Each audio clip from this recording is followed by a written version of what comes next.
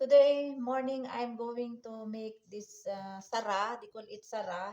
And this flour I mixed yesterday, but I did not put in fridge or refrigerator, so it's already expand. So what I will do for this one is I have to fry.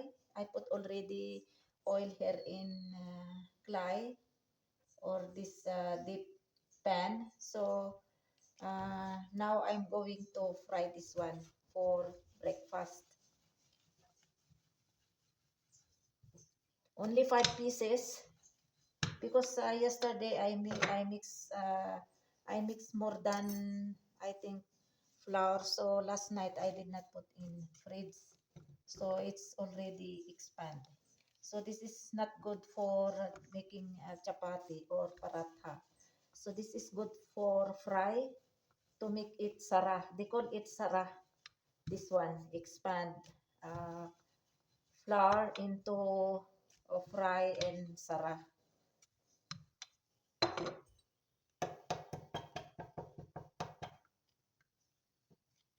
And this is good for breakfast, partner of tea or coffee. Or you can make this one also for snack or merienda.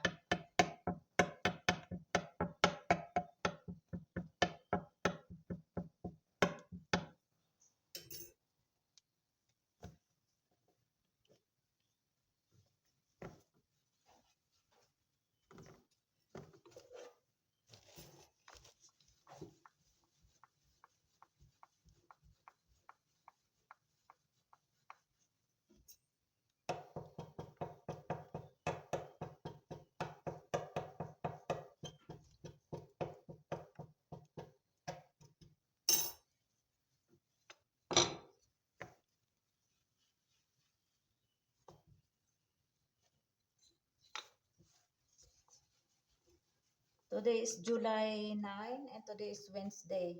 And time check is I think 8:30 a.m. now.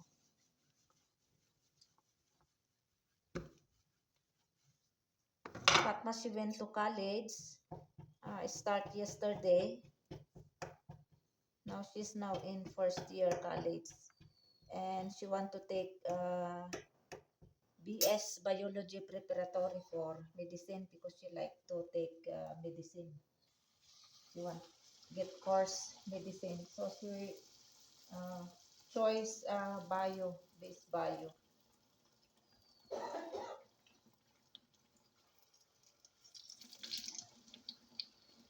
Morning time, Fatma, I think she left house around 6:50 a.m. So morning I make only tea for her and then there is 2 pieces of bread. So that is her breakfast.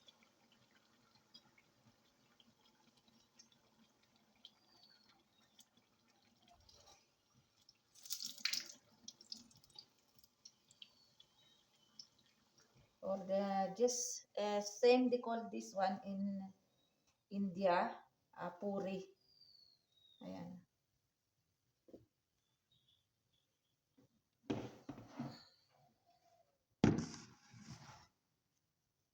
So we have to keep here in hot pot so it will remain hot here in hot pot. Ayan, dito ko nilagay. Ayan. So we have to cover. And then next again,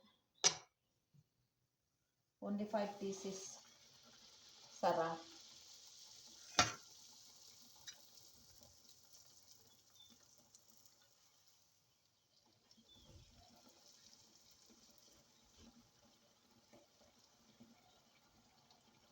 I don't know some Filipina Pakistani wife. I think they are also making this kind of sara expand flour, especially during summer season. But I'm not sure if they know how to make this one expand wet flour for this chapati. This is flour, this is wet flour, not all-purpose flour o kaya yung meda. This is wet flour for chapati or roti or kubos.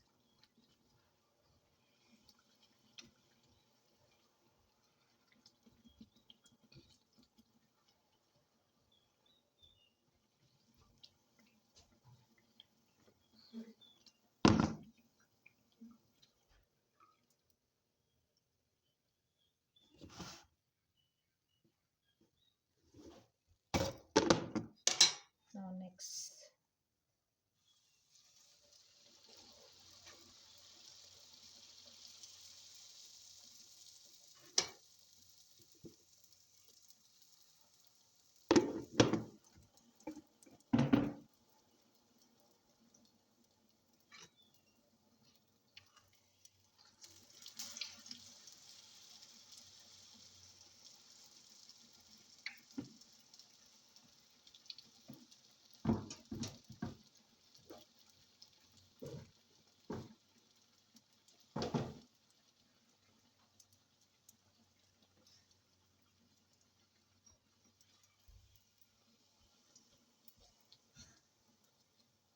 Langga, she took already his breakfast. Chapati with what you call this chicken curry, because last night I cooked chicken curry. So he took already his breakfast, and I have extra chapati last night.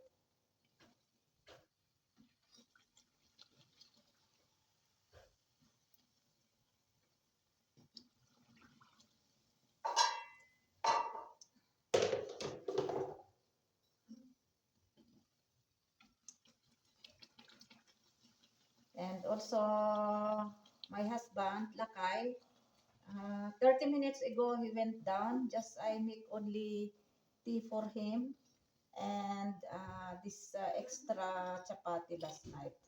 So he will come back after 1 hour here to take breakfast. So I have to make again tea for him.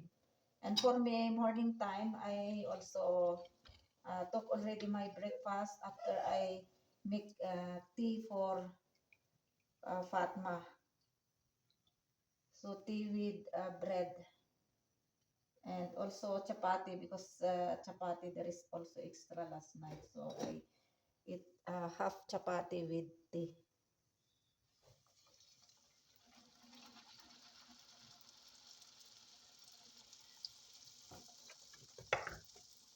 So enough, because only five, only little expand wet.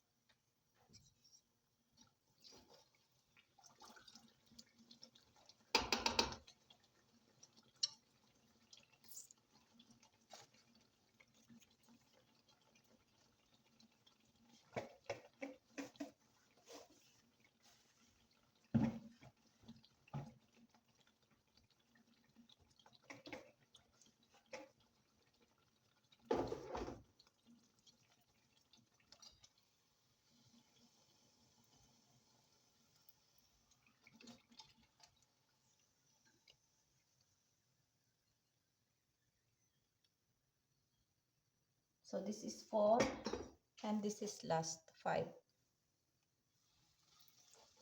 Yeah.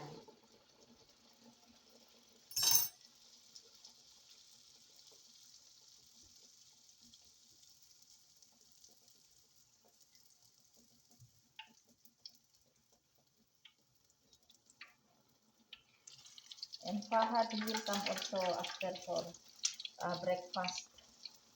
So only I have to make tea for them, for my husband, for Lakay, and for Fahad.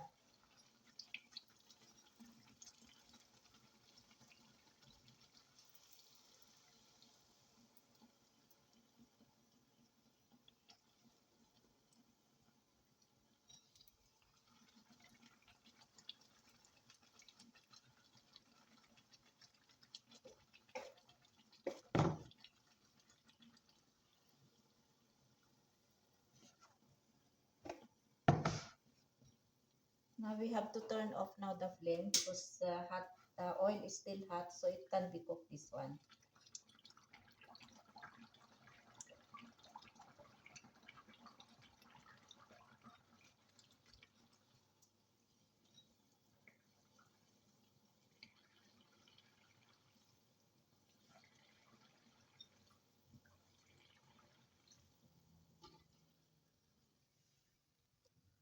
So finished 5 pieces fried sara.